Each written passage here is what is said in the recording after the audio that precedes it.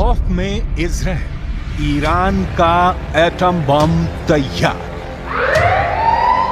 बातें और दावे तो बहुत दिनों से हो रहे हैं कि ईरान इजराइल से हमास चीफ इस्माइल हानिया के बदला जरूर लेगा, लेकिन हमास चीफ हानिया की हत्या के 16 दिन बाद भी ईरान ने इजराइल पर एक भी गोली अभी तक नहीं चलाई है। आखिर ईरान इतना ज्यादा वक्त इजराइल पर हमला करने में क्यों लगा रहा है? इस सवाल का एक जवाब ये है कि ईरान इजराइल पर बहुत बड़ा परमाणु हमला करना चाहता है ताकि इजराइल को दोबारा हमला करने का मौका ही ना मिले। ईरान से जुड़े इस सनसनीखेज खबर ने इजराइल के होश उड़ा दिए हैं। प्रधानमंत्री नेतन्याहू से लेकर अमेरिकी राष्ट्रपति बाइडेन तक ईरान की एटमी तैयारी से भौचक्के रह गए हैं। इंटरनेशनल मीडिया में छन छन करा रही खबरों से पता चला है कि ईरान इजराइल पर बड़ा हमला करने से पहले एक जबरदस्त परमाणु धमाका करने जा रहा है ताकि इजराइल और उसके दोस्तों को साफ संदेश दिया जा सके कि अगर ईरान को इजराइल ने दूसरा गाजा बनाने की कोशिश की तो ईरान इजराइल को परमाणु बम की आग में भस्म कर देगा। जरा देखिए ईरान के परमाणु हमले को लेकर क्या तैयारियां चल रही हैं। खुफिया एजेंसी को भनक लगी है कि ईरान इस वक्त अंदर ही अंदर परमाणु बम से जबरदस्त हमला करने की तैयारी में जुटा है। दावा तो यहां तक किया गया है कि ईरान के सुप्रीम लीडर ने कुछ चुनिंदा टॉप कमांडरों को आदेश दे दिया है कि ईरान इजराइल पर एटम बम से हमला करना चाहता है। हालात ये हो गए हैं कि ईरान की परमाणु तैयारी को देखते हुए पीएम नेतन्याहू ने एक बड़ी मीटिंग की है जिसमें ये समझने की कोशिश की गई है कि अगर ईरान इजराइल पर परमाणु बम से हमला करता है तो इजराइल ऐसी स्थिति में अपने बचाव के लिए क्या क्या कदम उठा सकता है। दावा किया जा रहा है कि ईरान लगभग 12 परमाणु बम बनाने के बेहद करीब पहुंच चुका है, जो पूरे मिडिल ईस्ट के लिए बेहद खौफनाक है, खास तौर से इजराइल के वजूद के लिए। ईरान अपने बेहतरीन ड्रोन और मिसाइलों के लिए मशहूर है। दावा किया जाता है कि ईरान के पास लगभग 48 से ज्यादा ऐसे बंकर हैं जिसमें घातक मिसाइलें मौजूद हैं। दिक्कत यह है कि ईरान से इजराइल के बीच की दूरी 1700 से 2000 किलोमीटर तक है। ऐसे में इजराइल के पास एक ही रास्ता है कि उसे इजराइल पर हमला करने के लिए ऐसी मिसाइलें मिले जो इजराइल को एक ही हमले में तबाह करके रख दें।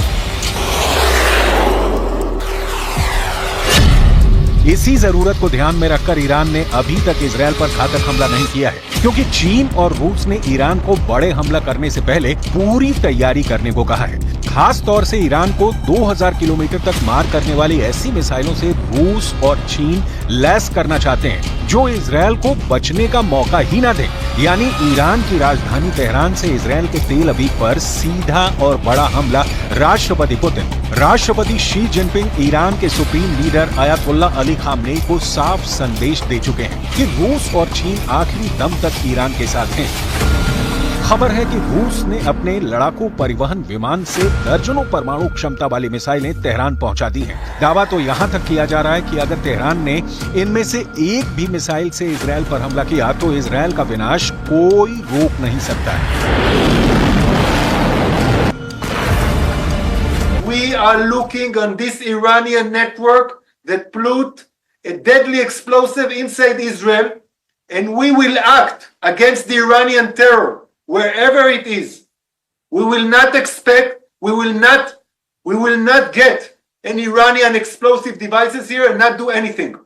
We will act determinedly against the Iranian terror wherever it is. Iran की मिसाइल जरूरतों के मद्देनजर उसे रूस ने इस्कंदर मिसाइलें दी है।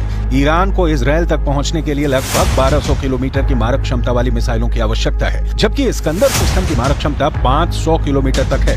लेकिन रूस ने ईरान को जो इस्कंदर मिसाइल दी है वो लेटेस्ट वर्जन की है। इजरायली मीडिया के मुताबिक रूस ने ईरान को 1500 किलोमीटर तक हमला करने वाली R-500 क्रूज मिसाइलों के साथ इस्कंदर के सिस्टम दिया है, जो ईरान को जबरदस्त मिसाइल पावर दे रहा है। इस्कंदर के लंबी दूरी तक मार करने वाली परमाणु क्षमता वाली मिसाइल है। इसके अलावा रूस का मरमंग्स BN सिस्टम ईरान को दिया गया है। इजरायली विदेश मंत्री इजराइल काट्ज का साफ कहना है कि ईरान इजराइल पर बहुत बड़े हमले का प्लान बना चुका है। यानी ईरान अब रूसी मिसाइलों से इजराइल पर हमला करने जा रहा है।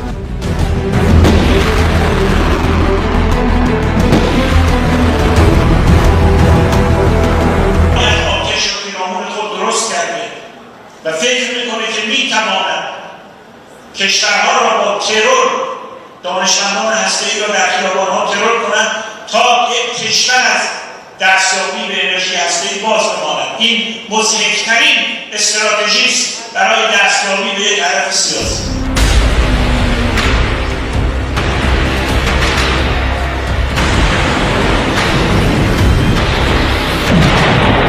पूर्व रक्षा मंत्री और वर्तमान में रूसी संघ के सुरक्षा परिषद के सचिव सर्गेई शोइगु तेहरान में जिस वक्त ईरान के IRGC के commander major general Mohammad Bagheri से मिल रहे थे, उस वक्त किसी को अंदाजा नहीं था कि रूस में इजरायल ईरान युद्ध में कितना बड़ा खेला कर दिया है।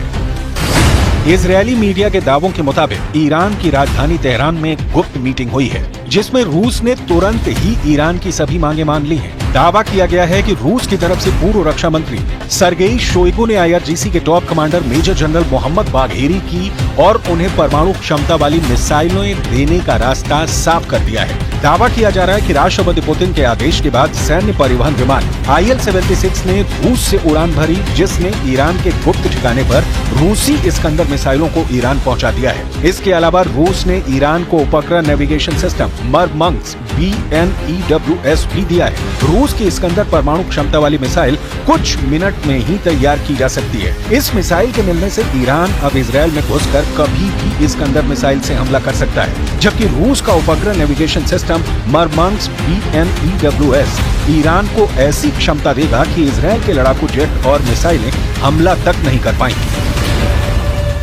ईरान इस वक्त अपने परमाणु बंकर से मिसाइलों को तेजी से लेबनान और सीरिया में गुप्त ठिकानों तक पहुंचाने में जुटा है।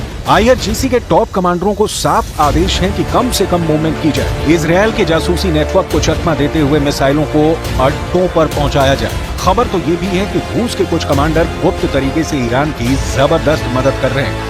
इधर supreme leader Ayatollah Ali Khamenei ईरानी अखबार कहान में लेख लिखा है कि पिछली बार ऑपरेशन में ईरान ने इजरायल के सिर्फ कुछ ठिकानों को निशाना बनाया था, लेकिन अब इजरायल के अंदरूनी इलाकों जैसे तेल अवीव और हाइफा रणनीतिक केंद्रों पर हमला होगा। खामनेई ने ये भी लिखा है कि हानिया की हत्या में शामिल इजरायली अधिकारियों के घरों को निशाना बनाया जाएगा। इस बार का हमला बड़ा खतरनाक होगा, जिसे इंटरसेप्ट करना भी मुश्किल होगा।